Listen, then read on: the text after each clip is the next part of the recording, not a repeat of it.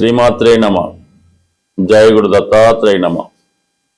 ఈ వీడియోలో మనం కర్కాటక రాశి వారికి ఫిబ్రవరి 15 నుంచి 21 మధ్యలో జరగబోయే వార ఫలాలు పరిశీలించినప్పుడు కర్కాటక రాశి వారికి అష్టమ స్థానంలో 4 గ్రహాలు ఈ వారం అంతా సంచరించడం జరుగుతుంది. ఏదైనా ఒక గ్రహం అష్టమ స్థానంలో సంచరించినప్పుడు ఆ గ్రహ కారకత్వాలకు సంబంధించిన విషయాల్లో సడన్గా కొన్ని వార్తలు వినడం జరుగుతూ ఉంటుంది. అదే పాపగ్రహం అయినప్పుడు సడన్గా కొన్ని ప్రమాదాలు కానీ ఏదైనా ఒక చెడ్డ వార్త కానీ వినడం జరుగుతూ ఉంటుంది. అదే శుభగ్రహాలు సంచరించినప్పుడు ఏదైనా ఒక సంతానం కలిగారని, వివాహం కుదిరిందని, లేదంటే ఎవరి దగ్గర నుంచైనా సడన్గా మీకు శుభవార్త అన్నది రావడం జరుగుతూ ఉంటుంది. మరి ఇప్పుడు ఈ 4 గ్రహాలు సంచరించడం, ప్రధానంగా రవి, ధనాధిపతిగా ఉన్నటువంటి రవి ఈ వారంలోనే అష్టమ స్థానంలో ప్రవేశించడం జరిగింది. అక్కడ ఉన్నటువంటి మిగతా గ్రహాలైనటువంటి రాహు, శుక్ర, బుధ గ్రహాలతో కలియడంతో జాతకుడు ధన విషయంలో వివిధ మార్గాల ద్వారా ధనానికి ప్రయత్నం చేస్తూ ఉంటాడు. అలాగే కుటుంబ సభ్యుల కొరకు ఏదైనా వివాహ ప్రయత్నం కానీ వేరే ఉద్యోగ ప్రయత్నం కానీ చేస్తున్నప్పుడు అనేక మందిని సంప్రదించే విషయం చేస్తూ ఉంటారు. కానీ ఏ పని కూడా సరిగ్గా సక్సెస్ కాకుండా ప్రతి ఫలితం కూడా ఇబ్బంది కలుగుతూ ఉంటుంది. అలాగే జాతకుడు కూడా సడన్గా ఇల్ హెల్త్కి గురవడం కానీ, బాగా నీరసించబడడం కానీ, చేస్తున్నటువంటి ప్రతి ప్రయత్నం వృధాగా కనబడుతుంటుంది. కాబట్టి చాలా గట్టి ప్రయత్నం చేస్తే తప్ప అటు ఆర్థిక పరమైనటువంటి సమస్య కానీ, కుటుంబపరమైన సమస్య కానీ అదేవిధంగా మరింత జటిలంగా మారే అవకాశం ఉంటుంది. కాబట్టి మరి ఏదైనా మరీ పనులు కష్టంగా ఉన్నప్పుడు కొద్దిగా వాయిదా వేసుకొని ఆగిపోవడం తప్ప పెద్దగా కష్టపడి ప్రయత్నం చేయడం వల్ల పెద్దగా ఉపయోగపడకపోవచ్చు. అలాగే శుక్రగ్రహం కూడా అష్టమ స్థాన సంచారం వల్ల వివాహ విషయంలో మీకు ఒక వార్త కొద్దిగా కలవర పెడుతూ ఉంటుంది. సడన్గా వివాహం కుదరచ్చు, అది ఒక శుభవార్తలాగా కూడా ఉంటుంది. అప్పటికప్పుడు ఏర్పాట్లు చేయలేక కూడా ఇబ్బంది పడవచ్చు. కాబట్టి మొత్తం మీద స్త్రీల విషయంలో కానీ, వివాహ విషయంలో కానీ, అలాగే తల్లిగారి విషయంలో ఒక శుభవార్త మీరు ఈ సమయంలో వింటారు. సో దానివల్ల కొంత మానసిక సంతోషం కూడా కలిగే అవకాశం ఉంది. కానీ ఆ ప్రయత్నాలు చేయడంలో కొంత కష్టపడవలసి ఉంటుంది. ఏదైనా మరి అష్టమ స్థానంలో ఉన్నటువంటి ఈ మిశ్రమ గ్రహాలు మిమ్మల్ని జాతకుడిని సడన్గా కొన్ని మార్పులు రావడం జరుగుతుంటుంది.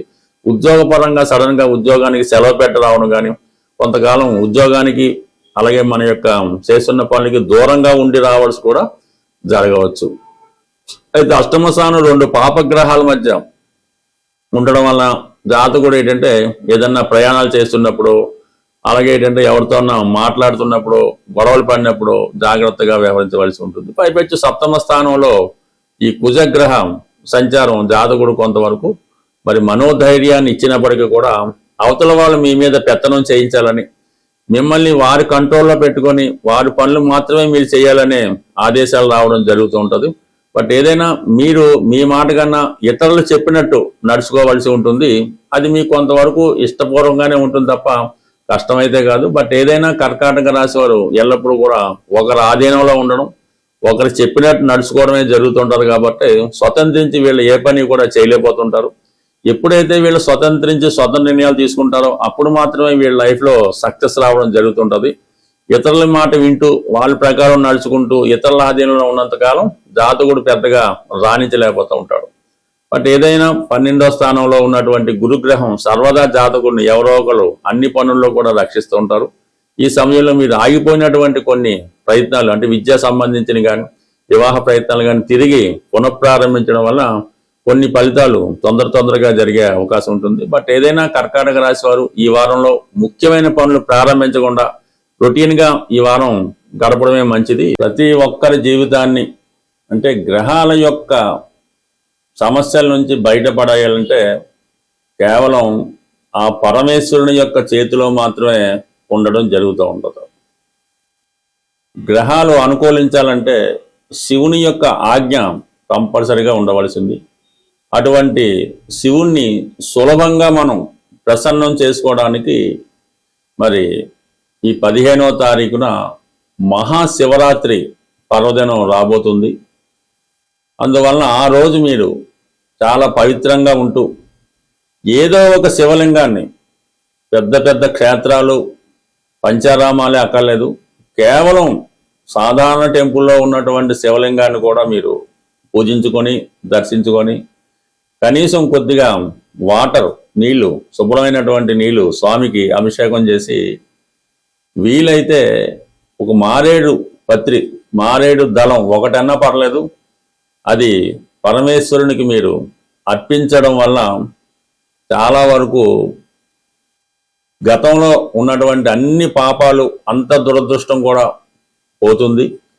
అలాగే వీలైతే ఆ శివరాత్రి రోజు ఏదో ఒక రుద్రాక్ష, 6 ముఖాల 5 ముఖాల 4 ఏది అక్కర్లేదు, ఏదైనా పర్లేదు, ఆ శివలింగం దగ్గర పెట్టి, అంటే కొంతవరకు అభిషేకం చేయడం. కానీ మీరు అభిషేకం చేసే జలంలో ఈ రుద్రాక్షలో 5 ముఖాలు ఈజీగా దొరికితే ఒక 5-6 తీసుకొని వాటితో పాటు స్వామికి అభిషేకం జరిపించి ఆ రుద్రాక్షలు మీరు గృహాన్ని తెచ్చుకొని మీరు ధరించవచ్చు, ఇంట్లో మీ పిల్లలు కూడా ధరించవచ్చు. లేదు ఒక 5 వచ్చినాయంటే మీరు ధరించి, పిల్లలు ధరించి, మిగతా 2-3 ఉంటే ఆ భగవంతుడి సన్నిధిలో పెట్టి అదే శివుని స్వరూపంగా పూజించడం వల్ల కంప్లీట్గా మీ యొక్క ఆ రుద్రాక్ష మీ మెడలో ఉన్నంత వరకు, ఆ రుద్రాక్ష మీ పూజా మందిరంలో ఉన్నంత వరకు కంప్లీట్గా లైఫ్ లాంగ్, అంటే 1 సంవత్సరం దాకా మాత్రం గ్యారంటీ. మళ్ళీ శివరాత్రి రోజు మళ్ళీ ఆ విధంగా చేసుకోవచ్చు.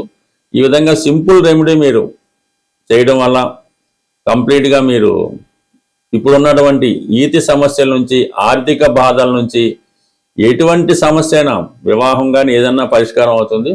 అయితే పర్టికులర్గా ఎవరైతే వివాహం జరగడం లేదో వాళ్ళు ఈ శివరాత్రి రోజు పంచదారతో, ఒక 3 కిలోల పంచదార, 300 గ్రాముల పంచదారతో శివుడికి అభిషేకం చేయడం వల్ల కంప్లీట్గా మీకు తొందరలోనే వివాహం అన్నది జరిగే అవకాశం ఉన్నది. అలాగే అనారోగ్య సమస్యలతో బాధపడుతున్న వారు ఆవు సంబంధించినటువంటి పెరుగు, ఆవు పెరుగు బాగా చిలికి, ఆవు పెరుగు తయారు చేసి ఒక 3 లీటర్లో 2 లీటర్లో ఆవు పెరుగుతో, మజ్జిగతో, పెరుగు కూడా ఓకే, అభిషేకం చేయడం వల్ల అనారోగ్య సమస్యల నుంచి బయటపడడం జరుగుతూ ఉంటుంది. మంచి గాత్రం కావాలన్నా, ధనయోగం కలగాలన్నా తేనెతో అభిషేకం చేయవలసి ఉంటుంది. ఇన్ని రకాలు ఎందుకు, మనకు ఐశ్వర్యం కావాలి, విభూతితో అభిషేకం జరిపించడం వల్ల మనకి కంప్లీట్గా ఐశ్వర్యం కలుగుతుంటుంది. ఆ విభూతిని గృహంలో తెచ్చుకొని ప్రతిరోజు విభూతి ధరించడం వల్ల సకల పాపాలు, సకల దరిద్రాలు కూడా పోవడం జరుగుతుంటుంది. బట్ ఏదైనా ఇది నమ్మకంతో కూడుకున్నది. అంటే శివుడి దగ్గర ప్రత్యేకత ఏంటంటే నమ్మకం లేకుండా మీరు అదేదో బూడిదని పెట్టుకున్నా కూడా కంప్లీట్గా మీకు శివుని యొక్క అనుగ్రహం తప్పక లభిస్తుంది. అవకాశం ఉన్నవాళ్ళు శివరాత్రి రోజు మరి ఆ రోజు జాగరణం, అంటే సాయంకాలం 6 గంటల నుంచి మర్నాడు 6 గంటల వరకు అది మంచి సమయం అన్నమాట. మరి అర్ధరాత్రి 12 గంటలకి లింగోద్భవం జరుగుతూ ఉంటుంది. ఆ సమయంలో చిన్న శివలింగం అయినా మీ గృహంలో పెట్టుకొని అర్ధరాత్రి 12 గంటలు దాటిన తర్వాత ఆ శివునికి తేనెతోనో, పాలతోనో, పంచామృతాలతోనో, పళ్ళ రసాలతోనో అభిషేకం మీ చేతులతో, మీరు ఏ మంత్రాలు అక్కర్లేదు, స్వయంగా చేసుకోవడం వల్ల కంప్లీట్గా మీకు ఆ స్వామి యొక్క అనుగ్రహం లభించే అవకాశం ఉంది. ఎవరికి ఏ విధంగా అవకాశం ఉంటే ఆ విధంగా శివరాత్రి మాత్రం కంపల్సరీగా చేసుకుంటే మీ యొక్క సకల ఇబ్బందులు తొలగిపోయే అవకాశం ఉంది. కంప్లీట్గా పాటించండి. చేయకపోయినా పర్లేదు, కానీ ఆ రోజు పర్టికులర్గా ఎవరు కూడా ఏదైనా మద్యపానం చేయడం కానీ, మాంసాహారం తినడం కానీ, స్త్రీలను ఇబ్బంది పెట్టడం కానీ, శృంగార కార్యక్రమాల్లో పాల్గొనడం కానీ, అటువంటి కార్యక్రమాలకు కనీసం ఆ ఒక్క రోజన్నా దూరంగా ఉంటే మీ జీవితం ధన్యమైనట్టే. స్వస్తి.